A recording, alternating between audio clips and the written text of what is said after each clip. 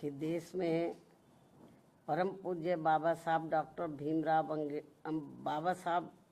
भीमराव अम्बेडकर की मूवमेंट को आगे बढ़ाने वाली तथा दलितों एवं अन्य उपेक्षित वर्गों की बहुजन हिताय व बहुजन सुखाय के सिद्धांतों पर चलने वाली यहाँ एकमात्र अम्बेडकरवादी पार्टी केवल बीएसपी है। और जब से इस पार्टी के सांसद व विधायक आदि बने हैं तथा यूपी जैसे विशाल राज्य में भी ये पार्टी कई बार सत्ता में आई है, तो तब से केंद्र व राज्यों की भी सत्ताधारी और विपक्ष की भी अम्बेडकर विरोधी जातिवादी पार्टियां किस्म किस्म के साम दाम दंड भेद आदि अनेकों हथकंडे इस्तेमाल करके बीएसपी को कमज़ोर करने में लगे हैं। और इस मामले में सत्ता व विपक्ष में बैठी जातिवादी पार्टियों ने पर्दे के पीछे से विशेषकर दलित एवं अन्य उपेक्षित वर्गों में से कुछ अवसरवादी व स्वार्थी किस्म के लोगों को मैनेज करके तथा उनके जरिए अभी तक जो भी अनेकों संगठन व पार्टियां आदि बनवाई हैं, तो उन्हें फिर ये पार्टियां अपने फायदे के हिसाब से सक्रिय करके व विशेषकर बीएसपी के मजबूत रहे राज्यों में और उसमें भी उत्तर प्रदेश में किस्म किस्म के हथकंडे इस्तेमाल करके यहाँ दलितों एवं अन्य उपेक्षित वर्गों के लोगों को गुमराह करके उनके वोटों को बांटने में लगी है ताकि बीएसपी आगे बढ़ने से रुक जाए। ऐसे में दलित एवं अन्य उपेक्षित वर्गों में से बने इस किस्म के पार्टी विरोधी संगठनों एवं पार्टियों से इन वर्गों के लोगों को जरूर सावधान रहना है, अर्थात इन्हें ऐसे सभी स्वार्थी एवं अवसरवादी पार्टियों व संगठनों से सदैव दूरी बनाकर रखना है, क्योंकि इस किस्म के संगठनों व पार्टियों से बाबा साहब डॉक्टर भीमराव अम्बेडकर एवं बीएसपी के जन्मदाता व संस्थापक मान्यवर श्री कांशीराम जी की बहुजन हिताय व बहुजन सुखाय की मूवमेंट से कुछ भी लेना देना नहीं है, जबकि वास्तव में इनकी मूवमेंट को आगे बढ़ाने के लिए बीएसपी पूरे जी जान से लगी हुई है, जिसे आगे बढ़ते एवं मजबूत होते हुए देखकर अब पूरे देश में व खासकर यूपी में यहाँ सत्ता एवं विपक्ष की सभी जातिवादी पार्टियां बहुत ज़्यादा दुखी व चिंतित भी हैं। और अब पिछले कुछ समय से जब से बीएसपी फिर से मजबूत होनी शुरू हुई है, तो तब से अब यह सभी विरोधी पार्टियां विशेषकर दलित वर्ग से जुड़े अवसरवादी व स्वार्थी किस्म के संगठनों व पार्टियों आदि को विभिन्न स्तर पर इस्तेमाल करके तथा उनके जरिए आए दिन किस्म किस्म के कार्यक्रम आदि करवा के यहाँ दलितों एवं अन्य उपेक्षित वर्गों के लोगों को गुमराह करने में लगी है तथा उनकी ताकत को भी बांटने व कमज़ोर करने में लगी हुई है, जिनके बहकावे में इन वर्गों के लोगों को बिल्कुल भी नहीं आना है। और इसके लिए अब ये अवसरवादी व स्वार्थी किस्म के बने संगठन एवं पार्टियां यहाँ जातिवादी पार्टियों के हाथों में खेलकर तथा एक सोची समझी रणनीति के तहत बीएसपी के भोले भाले लोगों को अपने इन संगठनों व पार्टियों आदि से जोड़ने के लिए अब अपने कार्यक्रमों में व बैठकों आदि में मान्यवर श्री कांशीराम जी का व मेरा खुद का भी नाम लेकर ये कहते घूम रहे हैं कि हम तो इनके मिशन को ही आगे बढ़ाने में लगे हैं और इसके लिए हम बहन जी का भी काफ़ी सम्मान करते हैं। साथ ही ये भी कहते हैं कि बाबा साहब डॉक्टर भीमराव अम्बेडकर के जिस अधूरे पड़े कारवां को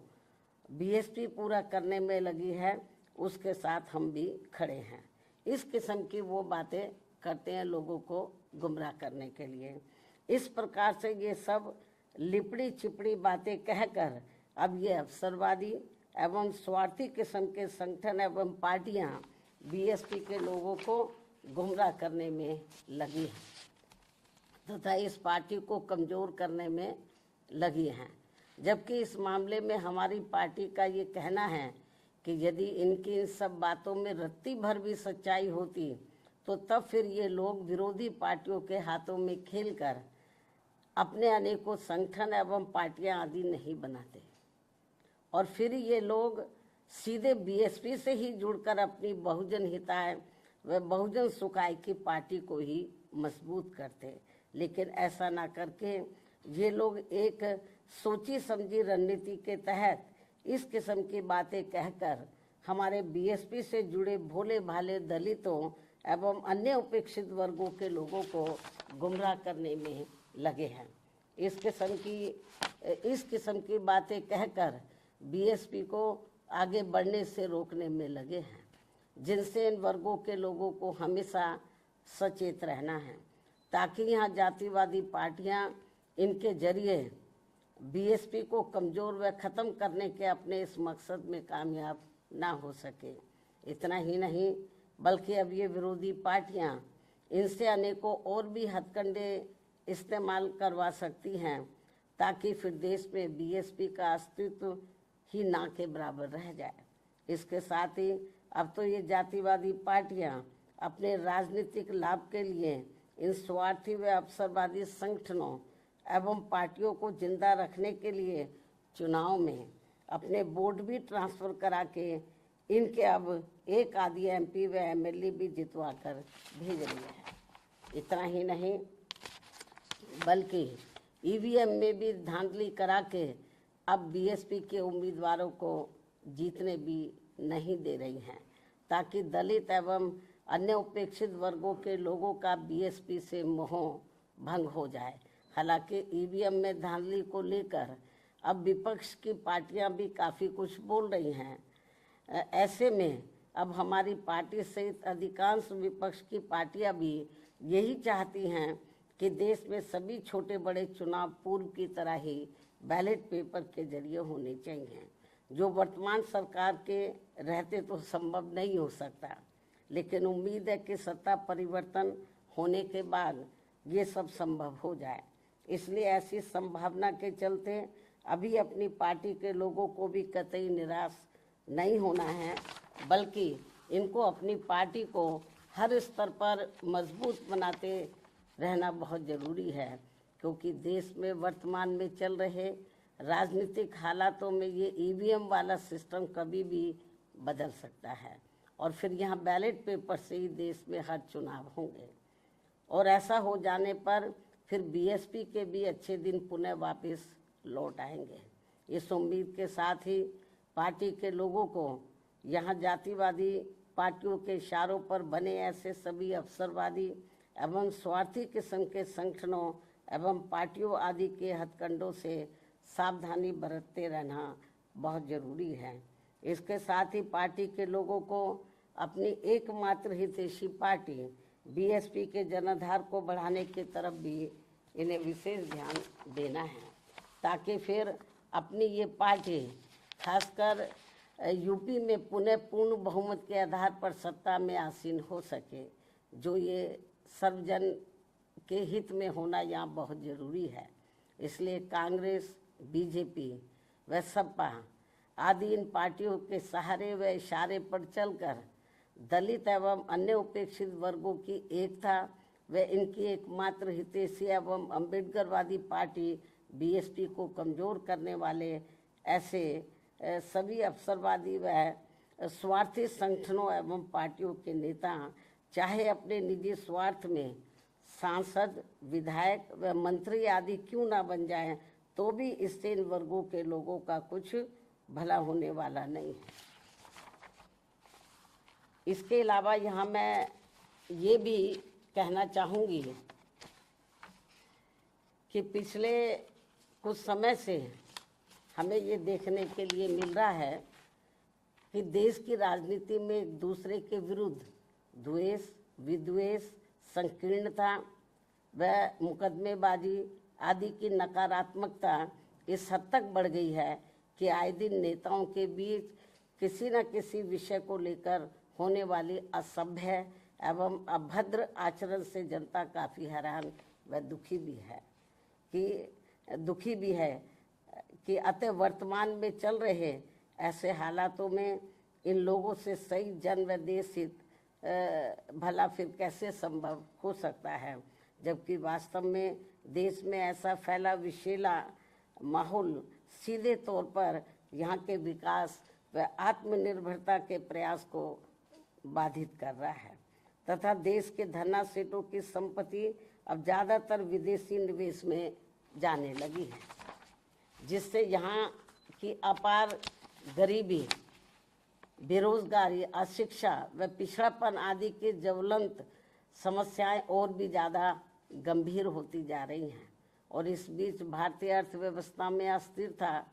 की मिल रही खबरें भी अति चिंतनीय हैं। देश के जीडीपी ग्रोथ में गरीब बहुजनों की उचित भागीदारी न होना अर्थात देश के विकास में सर्व समाज का हित निहित नहीं होना, ये वास्तविक कारण है जो सबके विकास को अपेक्षित संतोष नहीं दे पा रहा है।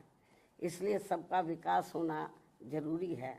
साथ ही देश के गरीबी एवं बेरोजगारी मुक्त बहुअपेक्षित विकास यानी कि सुखी संपन्न लोगों के विकसित भारत के निर्माण में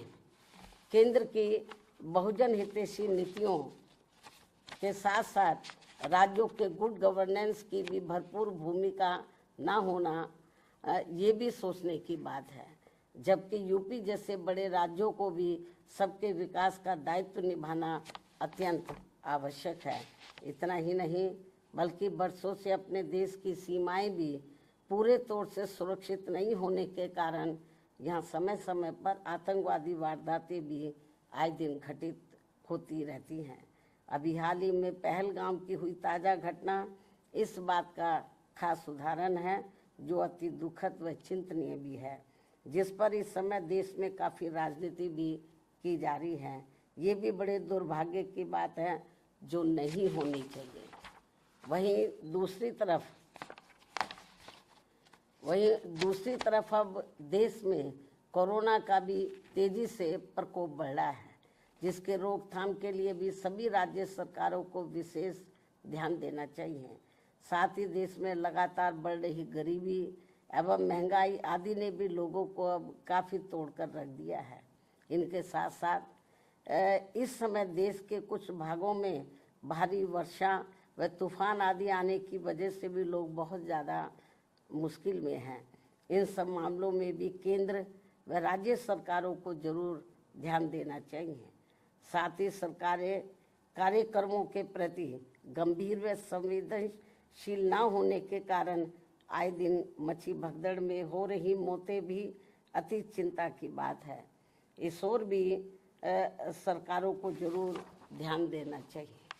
अब मैं अपनी बात यहीं समाप्त करती हूँ। धन्यवाद। जय भीम व जय भारत।